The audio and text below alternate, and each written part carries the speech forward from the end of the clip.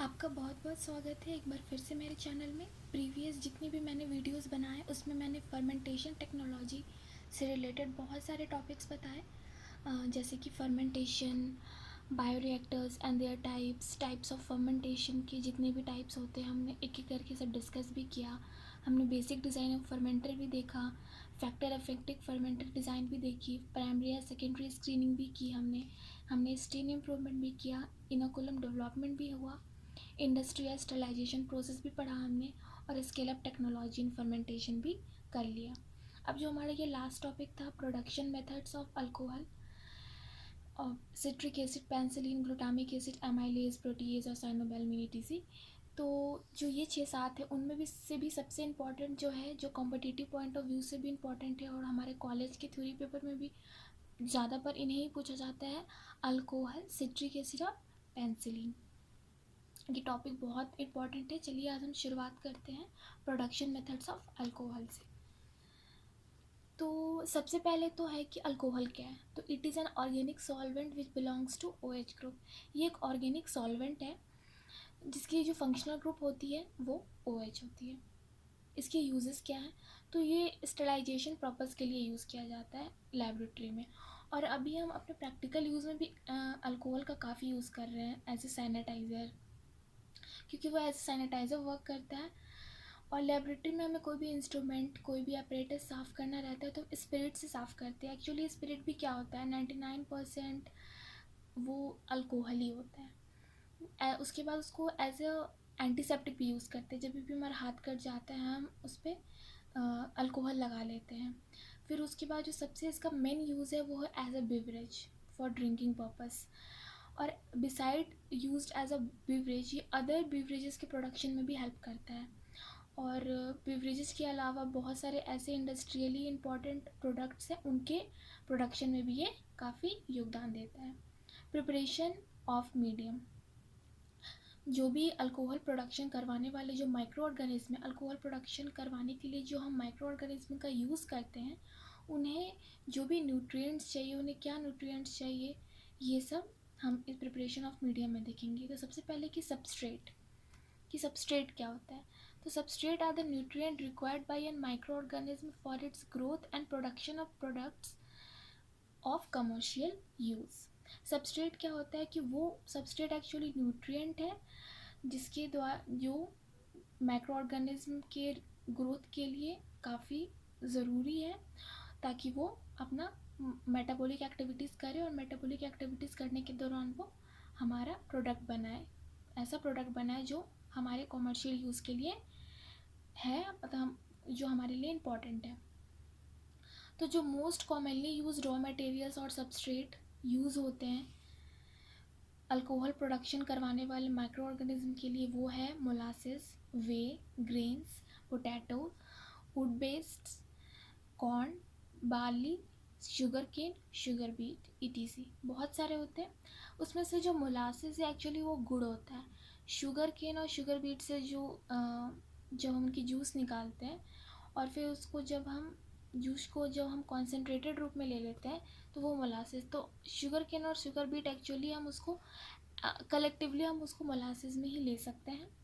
बाकी और भी बहुत सारे हैं जैसे ग्रेन्स, बार्ली, कॉर्न, ये सब से भी होता है हमारा। जो मोलासेस है उसको यूज़ करने से पहले एज ए न्यूट्रिएंट हम उसको पहले वाटर के साथ डाइल्यूट करते हैं ताकि उसका शुगर कंटेंट घट के 10 to 18% आ जाए। क्योंकि ऐसा इसलिए करते हैं कि जो बैक्टीरिया और जो माइक्रो ऑर्गेनिज्म यूज़ करते हैं अल्कोहल प्रोडक्शन के लिए, जो एक फंजाई है जो हम यूज़ करते हैं जिसका बारे में हम आगे देखेंगे, तो वो एक्चुअली ज़्यादा शुगर कंटेंट की वजह से उसके सेल डिस्ट्रॉय हो जाते हैं, वो मर जाता है क्योंकि वो ज़्यादा शुगर कंटेंट सेंसिटिव होता है। इसलिए हम पहले डाइल्यूट करते हैं मोलासेस को ताकि उसका शुगर कंटेंट 10 to 18% तक रहे, और फिर हम उसको एज अ न्यूट्रिएंट यूज़ करते हैं। अब है उसके बाद से जो स्टार्ची मटेरियल्स है जैसे कॉर्न, बार्ली, जैसे कि कोई भी चीज़ कॉम्प्लेक्स है तो हम पहले उसको सिंपलर रूप में करेंगे तब तो वो as a nutrient micro organism उसको यूज़ कर पाएंगे। तो अगर हम स्टार्ची मटेरियल लेते हैं जो कि स्टार्च जो कि बहुत ही कॉम्प्लेक्स होता है, कॉर्न, जैसे कॉर्न और बार्ली, तो हम उसको क्या करते हैं, पहले हम उसको हाइड्रोलाइज करते हैं प्री ट्रीटमेंट के थ्रू, ताकि वो सिंपलर फॉर्म में हो जाए और फिर उसको एज ए न्यूट्रिएंट यूज़ कर पाए हमारे माइक्रो ऑर्गेनिज्म। उसके बाद जो सबस्ट्रेट में भी अमॉन्ग सबस्ट्रेट जो सबसे ज़्यादा यूज़ होने वाला सबस्ट्रेट है वो है मोलासेस, क्योंकि ये सारे लगभग सारे न्यूट्रिएंट कंटेंट करता है जो कि अल्कोहल प्रोडक्शन करवाने वाले माइक्रो ऑर्गेनिज्म को अपने ग्रोथ के लिए चाहिए। और जो सबसे इम्पॉर्टेंट ये है, जो सबसे वाइडली यूज्ड अल्कोहल है, जैसे अल्कोहल के भी बहुत सारे होते हैं, मिथानॉल, इथानॉल, प्रोपेनॉल, बहुत सारे हैं, लेकिन जो मोस्ट वाइडली यूज्ड अल्कोहल है वो इथानॉल ही होता है। तो अगर हम जनरली अल्कोहल इथानॉल को एज ए, जैसे अगर मैं अल्कोहल बोल रही हूँ इसका मतलब आप समझो कि इथानॉल ही है। General pathway for alcohol ethanol production, इसके पाथवे क्या, कैसे बनता है, क्या क्या होता है।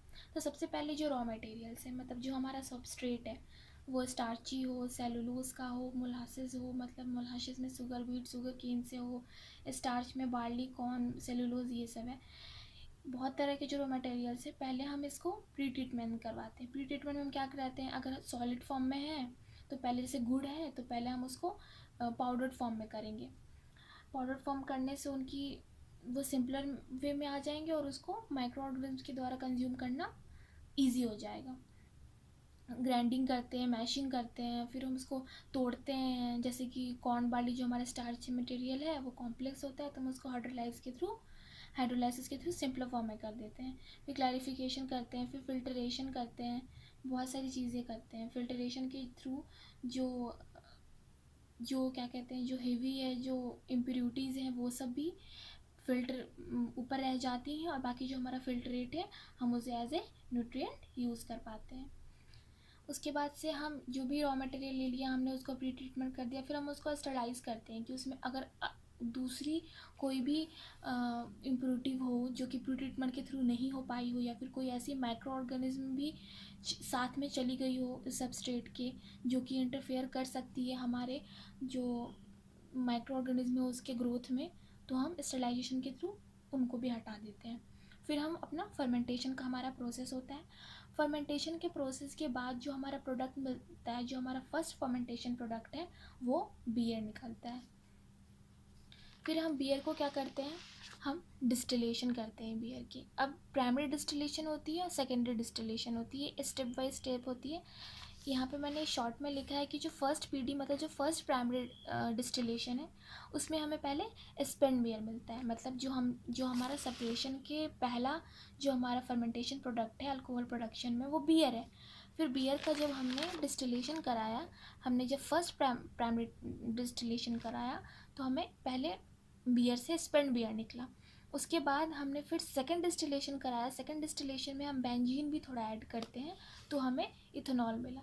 तो जो डिस्टिलेशन के थ्रू, प्राइमरी और सेकेंडरी डिस्टिलेशन के थ्रू जो हमें बेंजीन मिला, वो 95% प्योर होता है। अब हम इसको 100% प्योर बनाने के लिए हम इसका डिहाइड्रेशन करते हैं, और तो हमें एब्सोल्यूट इथेनॉल मिलता है, मतलब 100% प्योर इथेनॉल मिलता है।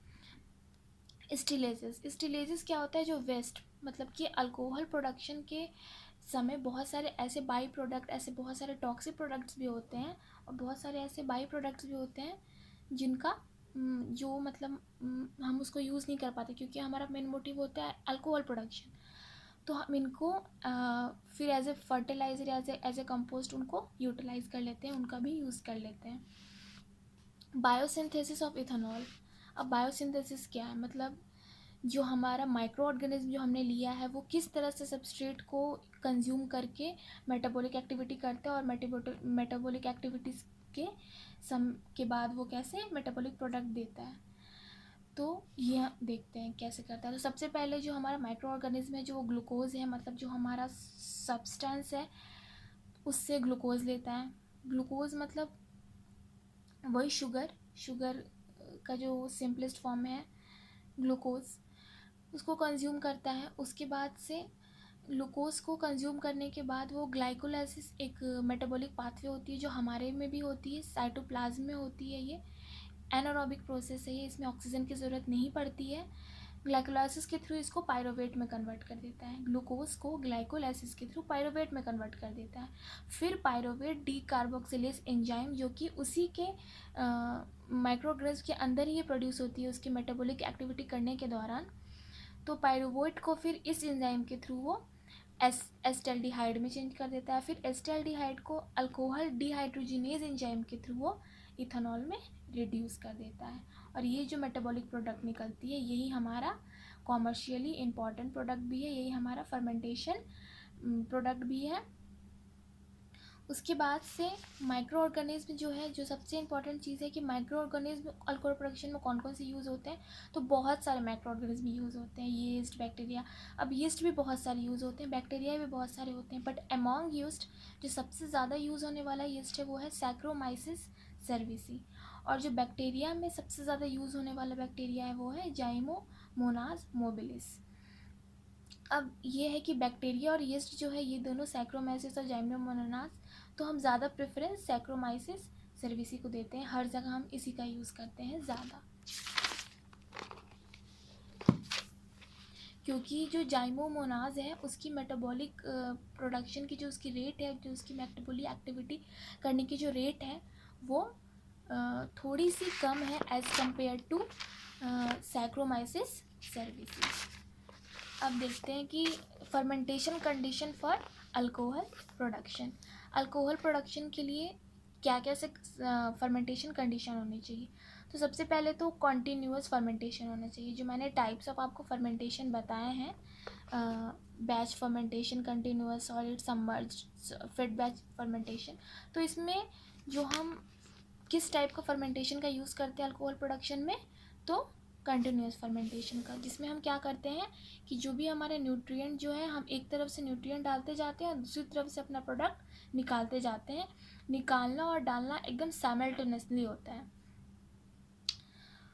तो हम क्यों यूज़ करते हैं वाई कंटिन्यूअस फर्मेंटेशन, क्योंकि ये हेल्प करता है कि जो फर्मेंटिंग ऑर्गेनिज्म है वो बायोरिएक्टर में ही रह जाए, उनकी मेटाबॉलिक रेट में कोई अंतर नहीं पड़ता, क्योंकि वो प्रोडक्ट देते जाते हैं और उन्हें न्यूट्रिएंट मिलता जाता है, तो वो लगातार अपनी मेटाबॉलिक एक्टिविटी करते जाते हैं, बीच में उनकी कुछ भी रेट ख़राब नहीं होती, और इसकी वजह से हमें 10 to 12% ज़्यादा ही अल्कोहल मिल जाता है, जो कि अगर हम दूसरा कोई टाइप ऑफ फर्मेंटेशन से करवाते हैं तो हमें कम मिलेगा, बट कंटिन्यूअस फर्मेंटेशन कराने की वजह से हमें 10 से 12 fold increased quantity of alcohol मिल जाता है। उसके बाद से pH जो है वो 5 होनी चाहिए, टेम्परेचर 35 डिग्री सेल्सियस होनी चाहिए। हमारा जो फर्मेंटेशन है वो 2 से 3 दिन के लिए होना चाहिए। उसके बाद से the rate of production of ethanol is 10% volume by volume in water with 10 to 20 dry weight of micro organism पर लीटर। मतलब 10 से 20 ग्राम माइक्रो ऑर्गेनिज्म से हमारा 10% अल्कोहल इथेनॉल बनता है, और मतलब 100 लीटर वाटर में, 100 ml वाटर में हमारा 10 ml इथेनॉल बनता है by using 10 to 20 gram dry weight of micro organism. इतने माइक्रो ऑर्गेनिज्म से हमारा 10% वॉल्यूम बाय वॉल्यूम इथेनॉल बनता है। और ये एस्टिमेट किया गया है कि हमारा जो सबस्ट्रेट है, जैसे कि हम ग्लूकोज अगर 100 ग्राम हम ग्लूकोज डाल रहे हैं, जो हमारा सबस्ट्रेट है, जो हमारा न्यूट्रिएंट है मेन, उससे हमारा 48.5 ग्राम ऑफ इथेनॉल प्रोड्यूस हो रहा है। मतलब लगभग आप जो भी ग्लूकोज डाल रहे हो उसका 50% जो है इथेनॉल प्रोड्यूस हो रहा है। रिकवरी कि हाँ, रिकवरी क्या होती है, तो सबसे पहले रिकवरी होती है, it is a purification and screening of the fermentation product. हम उसको प्योर करते हैं, हम उसमें से देखते हैं कि उसकी क्वालिटी चेकअप करते हैं कि हाँ इसकी क्वालिटी सही है, जिस चीज़ के लिए भी यूज़ किया जा रहा है एक बार उसको हम ट्राई करते हैं कि हाँ वाकई इसके लिए लाभदायक है, वाकई इस चीज़ में इसकी ज़रूरत है, वाकई ये वो काम कर रहा है जिसके लिए ये जाना जाता है। और प्यूरिफिकेशन, कुछ भी अगर इम्प्योरिटी आ गई होगी उसको हम हटाएंगे ताकि हम उसको अब अपने यूज़ में ला सकें प्रैक्टिकली। तो जो प्राइमरी और सेकेंडरी डिस्टिलेशन होता है उसके बाद हमें देखा था कि 95% इथेनॉल मिलता है, पर हम उसके बाद हमने डिहाइड्रेशन भी कराया था, तो तो डिहाइड्रेशन में मतलब कि हमें 100% अगर प्योर इथेनॉल चाहिए, जिसको हम एब्सोल्यूट इथेनॉल भी बोलते हैं, तो हमें 5% और वाटर रिमूव करना होगा, क्योंकि 95% तो हमें सक्सेसिव डिस्टिलेशन के थ्रू ही मिल गया।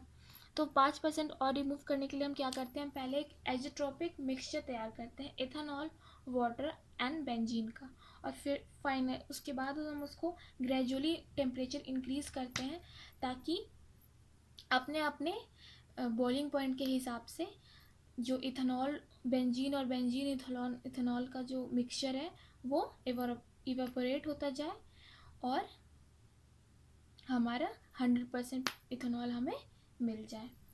तो ये थी अल्कोहल प्रोडक्शन की। जो हमारा नेक्स्ट होगा वो होगा प्रोडक्शन ऑफ सिट्रिक एसिड।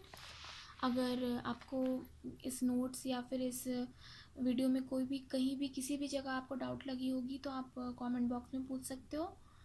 और अगर आपको मेरी वीडियोस हेल्पफुल लगी होगी तो प्लीज़ सब्सक्राइब माय चैनल, ताकि आप ऐसे इन्फॉर्मेटिव वीडियोस और देख पाओ। And thank you very much for watching my video so patiently. मैं जल्दी हाजिर होंगी अपनी नेक्स्ट वीडियो के साथ कल। तब तक के लिए thank you so much and good night to all of you.